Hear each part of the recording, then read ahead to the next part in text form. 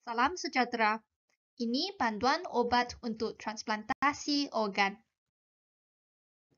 Video ini disiapkan khas kepada pengasuh untuk memahami apa yang akan dialami oleh majikan anda.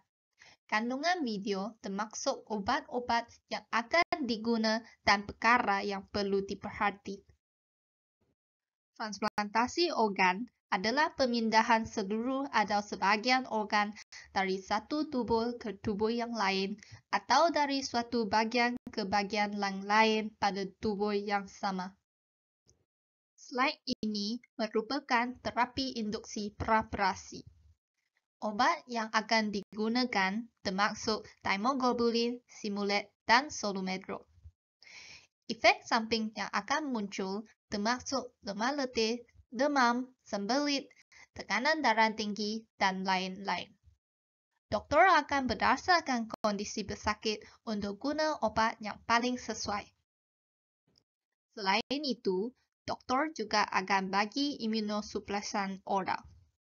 Terdapat beberapa jenis, termasuk berikut, iaitu calcineurin inhibitor, mTOR inhibitor, antimetabolite agent, dan juga steroid. Jenis pertama ialah calcineurin inhibitor. Obat dalam jenis ini termasuk sentimen oral, Prograf, dan Avograf. Efek samping yang terdapat termasuk tekanan darah tinggi, mual, sakit kepala, dan lain-lain. Jika pesakit makan sentimen oral, perlu menjaga kesihatan gigi dan mulut. Jikalau pesakit makan Prograf ataupun Avograf, sila telan obat bersama banyak air dengan perut yang kosong dan jangan mengunyah. Apabila pesakit makan obat seperti calcineurin inhibitor, doktor akan memantau konsentrasi darah. Jadi, sila jangan menelan obat sebelum mengambil darah. Jenis kedua merupakan mTOR inhibitor. Dalam jenis ini, obat-obat yang ada termasuk Sertikan dan Rapamycin. Efek samping yang akan muncul termasuk tekan darah tinggi, mual, cirit-birit, dan kolesterol tinggi. Yang perlu diperhatikan ialah pasien wanita harus menjaga kehamilan semasa minum obat dan 2 bulan setelah berhenti minum obat Sertikan. Dan juga yang perlu diingati ialah dalam jenis ini, doktor juga akan memantau konsentrasi darah. Jadi, sila jangan menelan obat sebelum mengambil darah. Jenis ketiga ialah antimetabolite agent. Obat dalam jenis ini termasuk Celsep, Myfortic, Imuran, dan juga TP-azothropin. Efek samping yang akan muncul termasuk lemah letih, ram kulit, sakit tenggorokan, demam, dan lain-lain. Jika pesakit makan obat ini, sila elak minum obat dengan makanan protein tinggi seperti susu. Jenis terakhir ialah steroid, yang termasuk prednisolon dan metison. Efek samping yang akan muncul termasuk bisul perut, tekanan darah tinggi, gula darah tinggi, badan berat naik, dan kepatakan tulang kurang. Sila minum obat bersama makanan untuk mengurangkan efek samping bisul perut.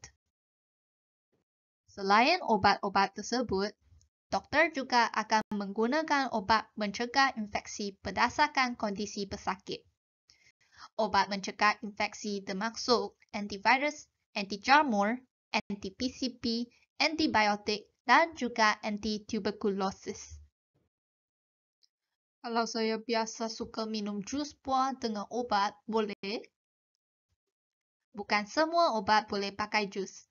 Izinkan saya memperkenalkan interaksi obat dengan makanan. Obat jenis imunosupresan seperti cyclosporin, Procal, dan Sertikan memetabolisme melalui metabolis enzim di hati. Jika minum obat dengan makanan jenis golongan induksi, akan menyebabkan konsentrasi obat turun, lalu risiko penolakan akan meningkat. Jikalau minum obat dengan makanan jenis golongan inhibisi, akan menyebabkan konsentrasi obat tingkat, lalu akan muncul efek seperti gangguan neurologis ataupun infeksi. Contoh-contoh inhibisi enzim metabolik termasuk antibiotik, anti-jamur, obat darah tinggi, anti-COVID-19, obat untuk jantung dan juga herba Cina dan makanan seperti koptis, jeruk bali dan anggur. Kalau konsentrasi obat terlalu tinggi, akan muncul efek samping seperti gangguan fungsi hati dan jenggal, tekanan darah tinggi, sakit kepala, epilepsi, tangan gemetar, rasa tidak nyaman, dan infeksi. Contoh-contoh induksi enzim metabolik termasuk anti-tuberculosis, anti-epilepsi, dan juga herba Cina St. John wort. Kalau konsentrasi obat terlalu rendah, efek obat akan turun, malah menyebabkan risiko reaksi penolakan tingkat.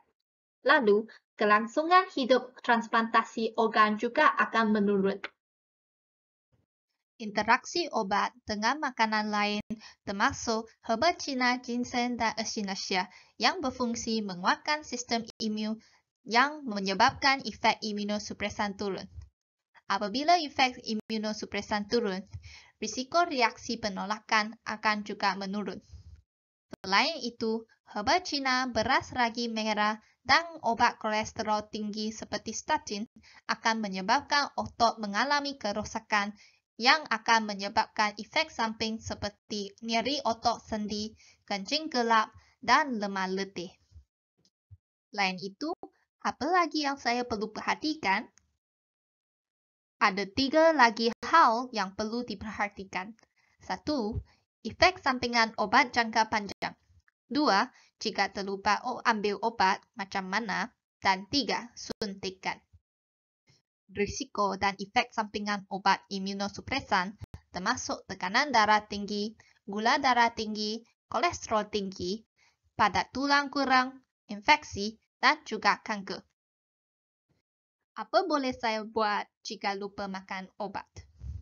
Saya akan beri satu senario sebagai contoh. Jika pesakit perlu ambil obat 2 kali dalam satu hari, 1 pada 9 pagi dan 1 pada 9 malam, mari kita ambil titik tengah 12 jam iaitu 6 jam pada pukul 3 petang. Jika pesakit lupa makan obat pada pagi tetapi ingat sebelum pukul 3 petang, pesakit boleh makan obat. Tetapi, jika pesakit hanya ingat selepas pukul 3 petang, sila lewati kali ini dan hanya ambil dosis berikut.